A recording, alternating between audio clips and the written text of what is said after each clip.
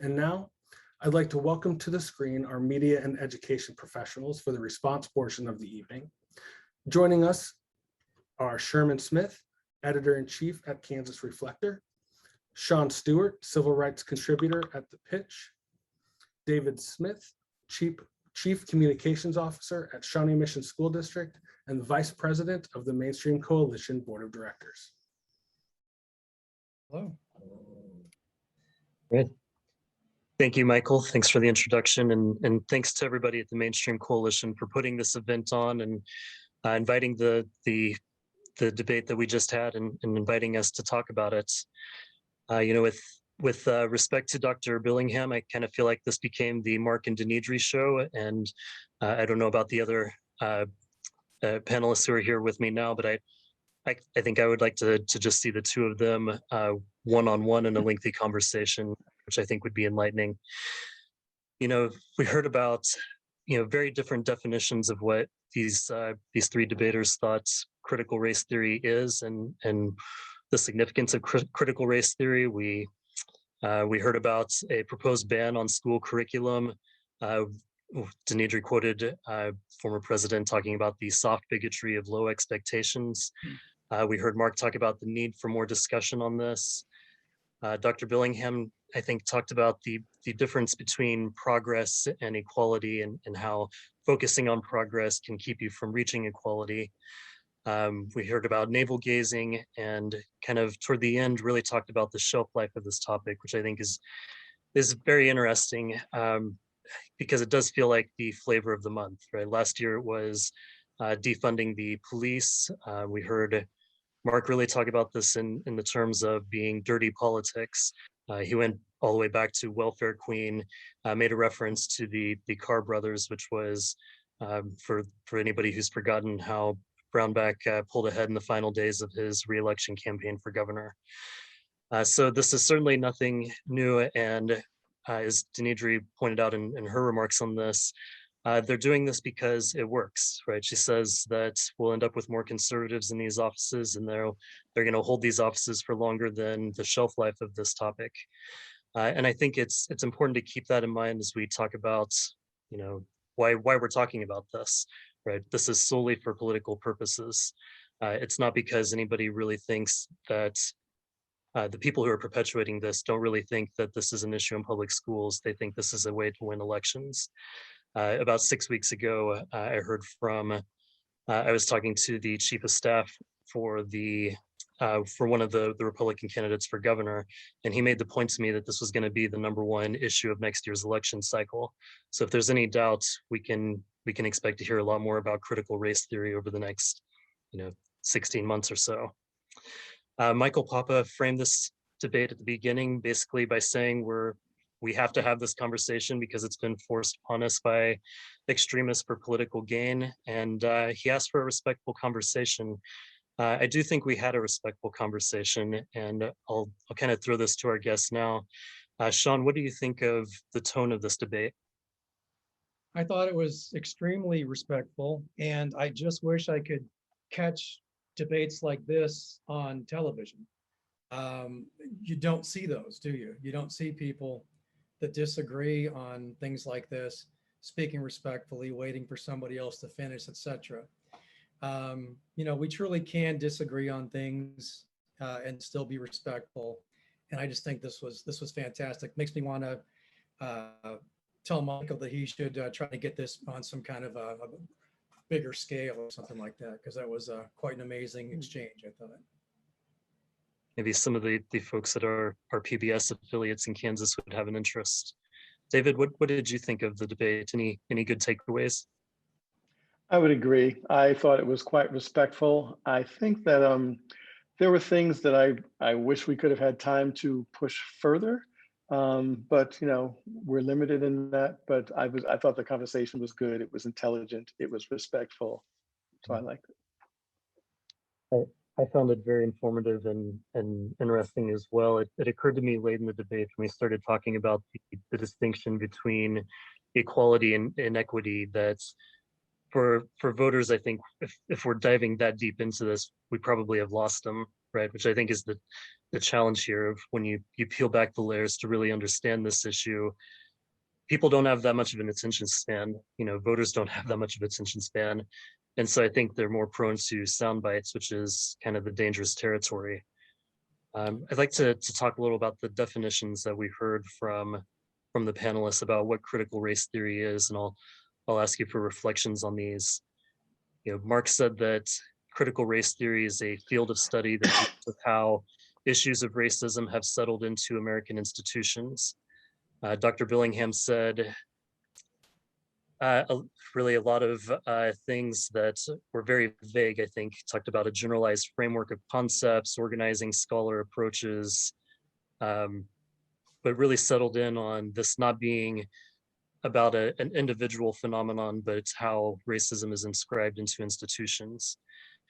And when Denidri was asked for a definition, she cut straight to that soundbite and said, "I don't want my children taught that Black people are victims and white people are oppressors." Yeah. What do we think about those definitions? Shawn, you want to go first? Yeah, you could kind of see I was chomping there. So, I took the time to research everybody ahead of time, like you do when you're asked to be on a post-panel review, right? And, some of her articles, including one she wrote on critical race theory just 12 days ago, are pretty maddening. I'm going to give you a quote from this article again, 12 days old. That doesn't happen when you're telling white children they're racist and non-white children that they'll be limited in their efforts to succeed based on their race. That was the summation of a guest that she quoted again tonight from this article. And in short, in this article, the way she summed up critical race theory was that, what they're doing there is that we're just going to be telling white kids they're bad and Black kids that they're victims. And it reminds me so much of what happened last summer with the BLM movement. I mean, it's just so akin to that. How it you almost became afraid to say that you went to a BLM rally or whatever, knowing that half your family who might be Fox watchers are going to have the worst possible impression from the very worst example of one person who was a communist and also happened to be a BLM person. Ergo, all BLM were communists, or somebody who got into a physical altercation, which in all the marches I went to last summer, I saw none of that from the protesters. But yet, you find one and you make that come to the forefront, right? Well, this just feels like the same stuff. And that's what she's been perpetuating in the CRT articles. But I will say that I found her to be actually pretty delightful in person, or, remotely in person. I didn't think she was taking as hard a stance as she does when she's writing for the Sentinel, which is Koch funded. So I've known Denidri since 2018 when she was the communications person for Chris Kobach's campaign, and she can be delightful in person. You're right. David, you're communications director for a public school system. Have you ever heard a teacher tell a Black child that they're a victim, or a white child that they're responsible for all the suffering that Black people have ever felt? Yeah, no, I have not. And I think that's one of the things that was frustrating about the conversation for me, was that I think Ms. Herbert was able to create a straw man in terms of an argument by saying things how she started and then attack that. But any of us could have attacked that. And it's not, the things she's talking about don't happen in public schools. No one is teaching the way she is describing schools as teaching race. And what I wondered in that is, one of the things that Dr. Billingham said was that race continues to be a defining feature of American life. And I didn't get from her that she believes that. And what I also was not clear about was in what ways are we allowed to talk about race in schools? And also, in what ways are we allowed to talk about the systems that perpetuate the challenges we face around race? She mentioned, for example, she said, I can find my way to the DMV. That's fine. But she didn't talk about the fact that we know that in many Southern states, they're closing DMVs in communities of color. across full states. So that's systemic. That is our government. She mentioned talking about the Tulsa race riots. Can we talk about the fact that the government in Tulsa bombed the Black community? The first time ever that bombs were dropped from the air by our government on United States citizens. Can we talk about, the GI Bill and the lack of access of African Americans and other people of color and the systemic nature of that? That was our own government. We talk about history. Can we talk about the fact that we often teach history that's just not true? We talk about the Alamo as if it was Texans fighting for their rights, as opposed to fighting to maintain slavery. I don't have any sense in what she says about what we're allowed to say and not say when it comes to issues of race and the ways in which our own government has perpetuated the divides which we still see in effect today. I thought it was very interesting that when Mark tackled this head on, he said it is possible to talk about what happens to African Americans in this country without labeling them as victims. And Denidri's response to that was Woodrow Wilson was racist, right? Kind of, I don't know those what of that you who means. don't know, that she's not wrong. Google Woodrow Wilson, you can learn a lot, but that really wasn't what we were talking about at that point. But to your point about what can we talk about? Oh, Shawn, you're trying to say something there? I was going to say right on that, Sherman. I think that I can't, I'm fully white. There's no mixed in me at all. I can't define a Black woman's, the ways that she's coped and dealt with life. And she, by her own admissions, is an eternal optimist, right? She said that tonight. You can kind of see that in the way that she tackled today. Now, again, I don't necessarily see it in her articles. They come across as pretty draconian and pretty clear cut. But again, as a person, I would just ascribe some of this to, well, she's an optimist. Does that define it for everybody, though, that she's optimistic about things and wants to push forward and make the best of things? No, it doesn't, because if we try to be too optimistic, what we're going to do is miss the idea that Mark talked about at the Reconciliation Council. Do you remember when he talked about that? There is no relationship in the world in which one party can wrong the other and expect to have a healthy relationship that thrives and builds, right? Without the wronging party coming forward and saying, oh, hey, I was wrong, and then doing some sort of penance. But if we don't look at the ugly side, which is the impression I got that she was going for, well, let's just accentuate the positive. Okay, well, great, but we really can't, make amends and move forward as a people if we don't address the bad things too. I would completely agree with that. One of the quote that I wrote down from Mark was, silence is toxic to relationships. And I got the sense that she feels like we need to be silent about issues of race. And I don't know how we move through them if we are. I think you referenced her comments about how she doesn't need help getting an ID or finding the DMV. Right, she says, I don't need your help. She references the soft bigotry of low expectations, says this kind of thinking is kind of offensive. But by reducing the opposition argument to saying, I know how to find the DMV, she's not talking about really, I think, some of the systemic issues that critical race theory is designed to think about. If we can just look at the way the COVID-19 pandemic has impacted different communities in different ways. There's talk from Dr. Billingham about the way housing and lending practices were this racism was baked into federal law and common practice in this country. You can look at the rate at which unarmed Black men are shot by police compared to white individuals, which is twice that rate. Or even something like the Brown v. Board decision, which, speaking of that eternal optimism, we can recognize that the Brown v. Board decision was a turning point that should be hailed as this iconic moment in American history. But also, if you look at even the Topeka School District, it's in Shawnee County, the students in these districts are more divided by race now than they have been at any time since the Brown v. Board decision, because we just created more school districts around the city that predominantly white kids move to. And so I think there are a lot of these issues that are getting ignored and turned into, I know how to find my way to the DMV. Yeah. Yeah. You know, one of the things, I mean, when it comes to that issue of desegregation, she talked about the fact, and she is quite privileged, and I'm no different than that. I think I lived a very privileged life. Probably the best thing I've ever done is to choose my parents well. But I also grew up in a community where, for a time, desegregation worked incredibly well, and that provided me all kinds of opportunities.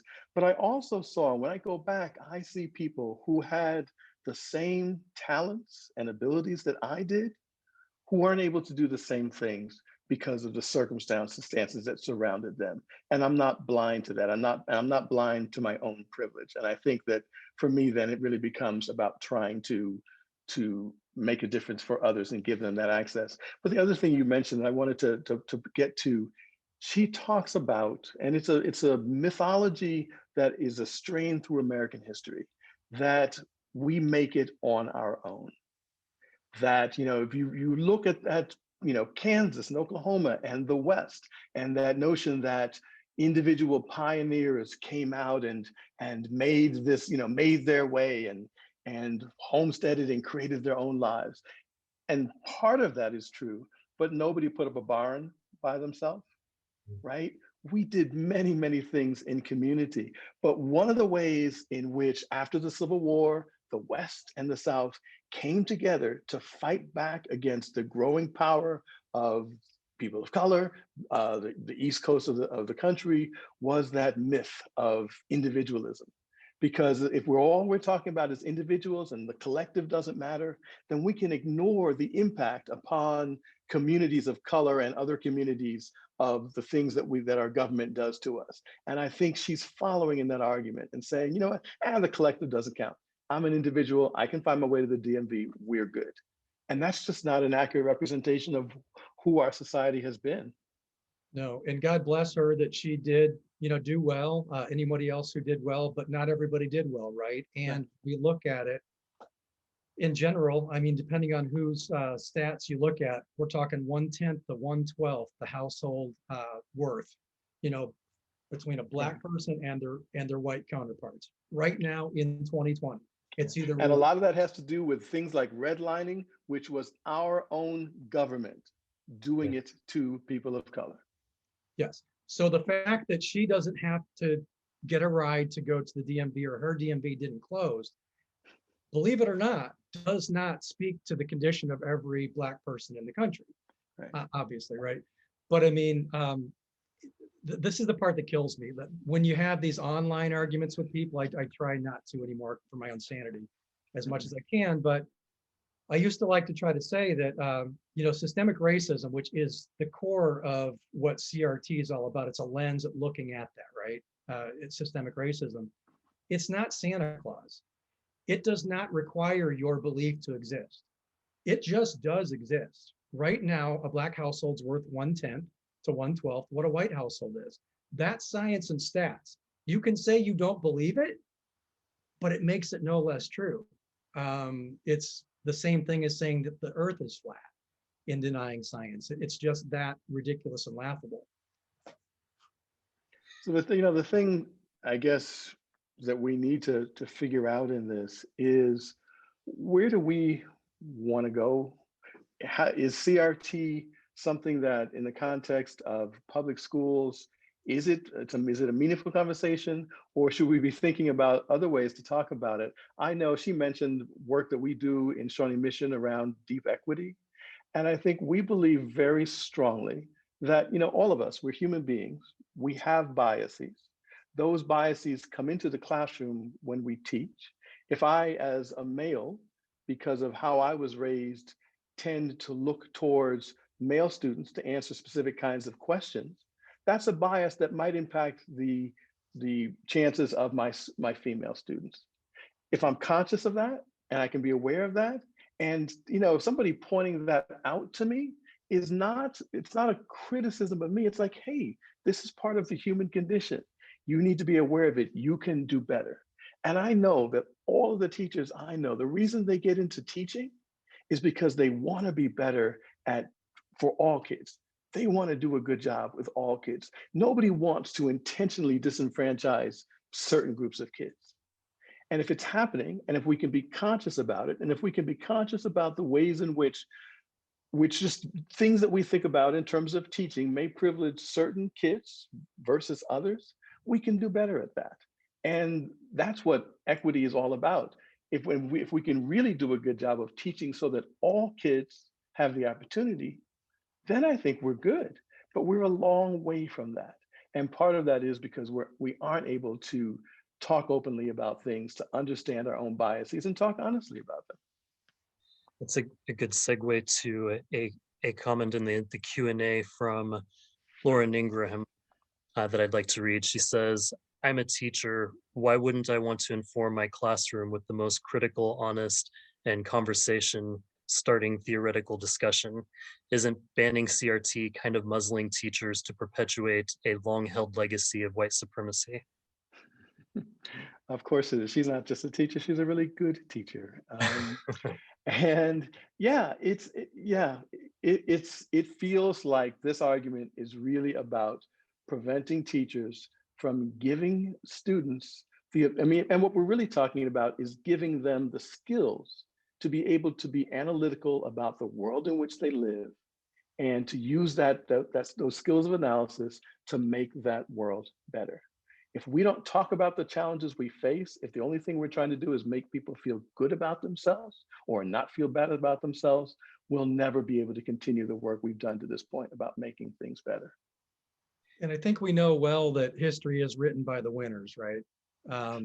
And so how do we have to look at all history, which was my major, in a more objective fashion and admit that as somebody who can trace his lineage directly to the 1600s, my people benefited from wrongfully treating Native American people, wrongfully treating the Mexican natives who lived here, wrongfully treating Black slaves who were brought here. It just is. It's just true. Are we going to try to shy away from that in some sort of spirit of optimism, or how else can we move on? I think it's worth mentioning here that Dinidri said that Representative Patrick Penn, who's a Republican from Wichita, plans to introduce legislation next year that would ban specific curriculum in public schools. I do think it's worth noting that the legislature does not have the authority to tell schools what they can and cannot teach. That is rested with under the Kansas Constitution with the state school board. But also it's worth repeating, I think, over and over again, that critical race theory is not a subject taught in schools. Yeah. We heard, go ahead. No, I said that's true. You know, what worries me about that is that some of these same voices that are pushing the whole CRT conversation, including the Kansas Policy Institute, aren't actually people who support public schools. They would rather tear public schools down and use those resources, privatize them. So that's part of what I think is going on here. And just having the conversation about things like, banning CRT, that makes it harder for teachers to do their job. That makes it harder for public schools to be successful.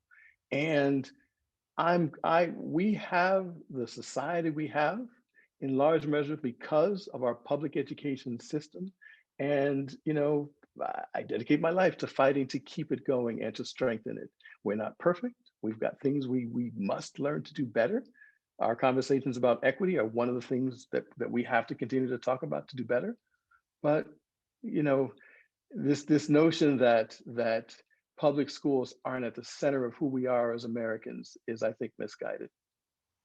Did anybody else find similarities in Representative Penn's edict and that of Trump's? I mean, it sounds like Penn's just trying to push the same thing Trump tried to push at the end, saying that basically you can't blame white people, but then how handcuffed are teachers going to be to tell the truth is the question. If I was a teacher, I'd be worried. This goes back though to, the end game is not telling schools what they can or can't teach, or even looking about at what schools are teaching. The end game is just getting people out to the polls, right? That they're talking about critical race theory. If they're rushing to the ballot box, critical race theory, they're not thinking about funding for public schools or Medicaid expansion or infrastructure, the foster care system, marijuana, anything that's going to be top of mind to a lot of Kansans next election cycle. And so I think that's really what we're talking about with these kind of initiatives, which, you know, even if it were to hold up in courts, it's not really the point. Isn't the, you know, what the legislation says it's doing is not the point of why they're doing it. I'd like to talk about this point that Mark McCormick made, where he said, we need this discussion in order to exercise some demons. And he talked about, if we don't have this open discussion about American history, basically, people are going to keep getting angry about it. Do you guys agree with that? How important is it for us to all have these conversations with each other? I think it's incredibly important. And I think if we're not able to talk openly about these things, we'll never be able to move past them. I don't know. I mean, I'm not worried about people getting angry so much as I think in some ways we lose much of our potential by not being able to talk about these things and work through them. Sometimes you hear folks talk about these issues as if we're in a zero-sum game, as if I as a person of color am benefiting, then you as a white person are not. That, you know, if a person, an immigrant comes across our border and takes a job, that means that someone else must necessarily lose a job. And it's not true, and it's incredibly damaging. And Heather McGhee writes in her book, The Sum of Us, that if we looked at diversity as our superpower, as opposed to something we have to figure out or get past, we could be more than simply a system or a community or a nation that benefits some of us, but we could be a nation that really benefits the sum of all of us. And I think we have to fight against those voices that would tell us that there's not enough, and that, you know, that would make arguments that say, if person A benefits, then person B must suffer. When we teach well, when we teach all children well, that makes a better school system, that makes a better community, that creates more jobs, that benefits all of us. And that's what we should be fighting for. Well, Shawn, again, do you agree? on the exorcism question, until you address that and start to, I think, have the exorcism, again, you're not going to heal. If we don't talk about it, we can't move past it. And so we are absolutely disabling ourselves from getting where David's talking about, to a place where we can really all be equal and have the same shot at things. I just released a series of questionnaires to the candidates in Overland Park. One of the questions on there asked point blank what they plan to do to address the fact that in 2020, from Overland Park's own police department statistics, when you factor the demographics and the actual percentages of Black versus white population, you were 6 times more likely in 2020 to be arrested if Black than white in Overland Park in 2020. So I'd love to be where David's talking about being, but until we address the demons and are honest about it, and it feels like there's this whole agenda from the right to make sure we don't, and that we're ashamed to even bring it up. And if a white person brings it up, they're just, you know, throwing bombs and trying to be a distraction or whatever. You know, in a way, I think this gets back to that conversation about optimism. And it seems like a lot of opposition to critical race theory centers on this idea that we should be proud of our country. And Dr. Billingham, who we haven't talked much about, you know, he raises this point about the pursuit of progress and how patting ourselves on the back can keep us from actually reaching equality. And I think that gets at the heart of what you're saying, Shawn, that there's an opposition that says, let's look at how much progress we made. And it seems like the proponents of critical race theory are saying, but let's look at what more needs to be done. I think they're trying to handcuff you in advance from even having the conversation. That's certainly what it feels like to me. I don't know about you, David. I feel like when I bring it up, then I'm going to be labeled as somebody who's for communist BLM, or somebody who's on the side now of critical race theory. And my God, now do we have to find new terminologies? So, I got so afraid of even saying BLM last year, knowing what it was going to conjure, because they're so effective at scaring binary minds, that you just get shut down. They're very effective. Yeah. It I mean, seems that I agree. Go ahead. I was just going to say, no matter who starts the conversation, it seems like it comes down to you're trying to drive a wedge between people. And so I wonder how you bridge that gap to have these conversations that Mark is talking about, when either side is going to look at the other and say, why are you trying to divide us? It's hard, and we're working to do it here in this district, but it's challenging. I think you have to give space and you have to give grace in terms of giving people the space to be able to explore themselves and their own place in society and the ways in which they think about things, including some of the things that we've been talking about, to be willing to give space for someone to say, you know what, I did think that and I was wrong, and I can do better than that. And that has to be all of us. I'm African American, right? But I'm also male. And there are ways in which that has afforded me privileges. And I have to be honest about that. And I have to be willing to hear when my sisters say, hey, you got that and it wasn't as accessible to me. I gotta, you have to be willing to hear that. And it's not, doesn't mean that I need to feel bad about myself. I want to be better. I want our society to be better. I want to give access to more and more in our society. If we do that, that's a better place for all of us. It is, David, but I'm not sure. And to be clear, I'm not an optimist at all, believe me.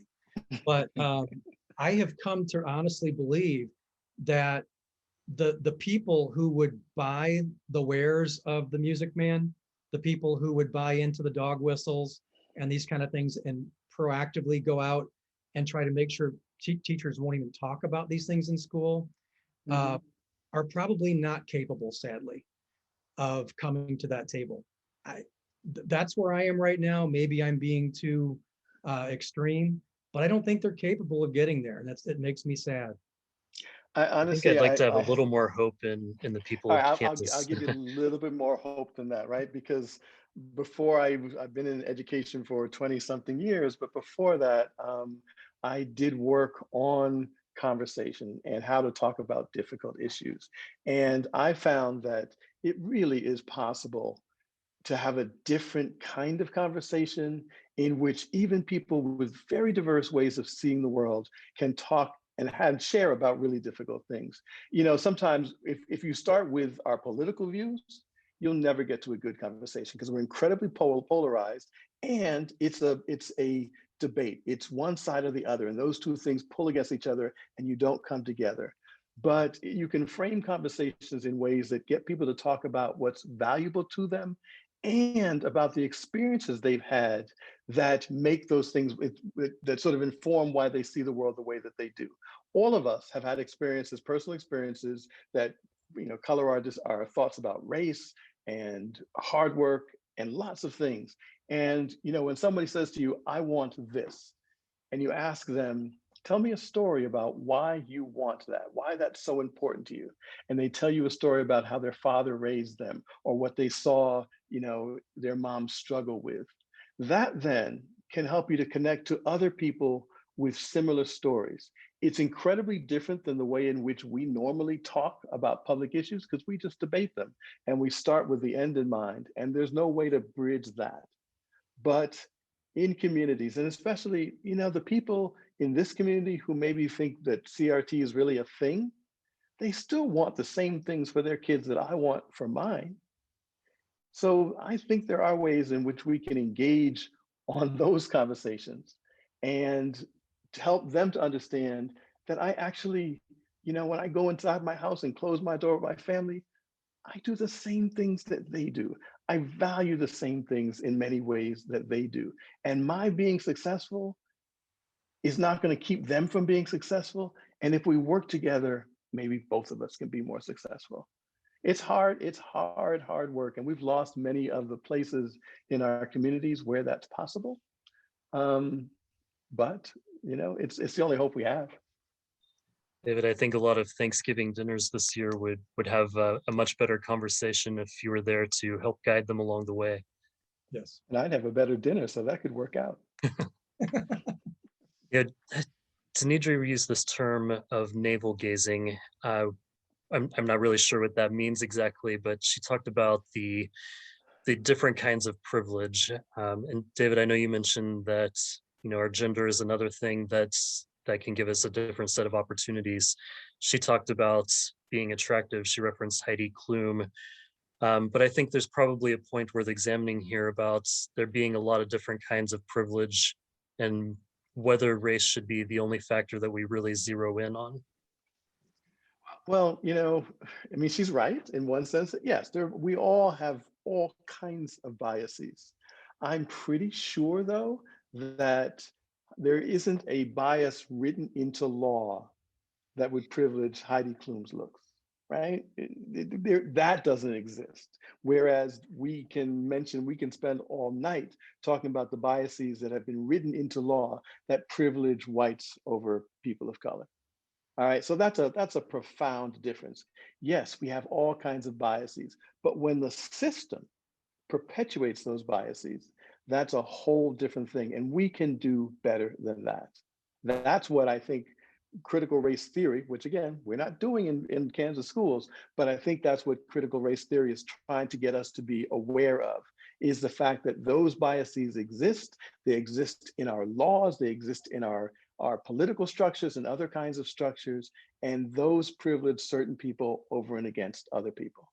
But how do you feel, David, when she said, to speak for Denidre, that she doesn't need your help taking down systemic racism? Well, I don't think she's working to taking down systemic racism. Maybe she doesn't, and that's fine. I'm more power to her. I didn't need for myself. I didn't need a lot of external help, but that's not everybody. My life is not the blueprint for everybody's life, and there are lots of people that need that hand up or need that space created for them. And let's be honest, and that's what I was saying earlier about this whole notion that we got it as individuals, as the whole pioneer spirit. The suburbs, which much of which was created by the GI Bill, that was government help. The fact that mortgage interest is deductible, that's government help. That helps a lot of people. And when people of color couldn't get mortgages, it didn't help them. So that's transfers of money that we've done for certain groups. So no, even those people who think and would like to believe they've made it on their own, most of them didn't. Then the one thing that I thought that was understated by Dr. Billingham was in his quote, he said it was harder on Black people to own homes at that time. Okay, harder then? I mean, if you've read Color of Law, it was darn near impossible unless you were able to completely get around the system. The banks literally could not give you the money for the loan. And if they, even in the cases where through all kinds of strange circumstances, they were able to get it pulled off, then they'd come in and just burn them out. They'd break into their home. Urban removal. You look at urban removal, where the government put freeways and other things in certain communities, destroying those communities and left other communities untouched. Yeah. So harder, yes. If impossible is harder, it was harder. So. I want to thank you guys for joining me on this discussion, and I really appreciate the 100 or so participants who hung around to hear us talk about the other people who talked. And again, I want to thank the Mainstream Coalition for putting this on and for inviting us to have this analysis. Absolutely. Thank you for moderating this. Appreciate it so much. Thank you. Thank you, Sherman, Shawn, and David. We appreciate your time and commentary this evening. And thank you again to our members and attendees for stepping out of your comfort zones and stepping out of your echo chambers to join this discussion. We hope to see you next time, and until then, stay safe and remember to do more than vote with Mainstream and the Voter Network in 2021.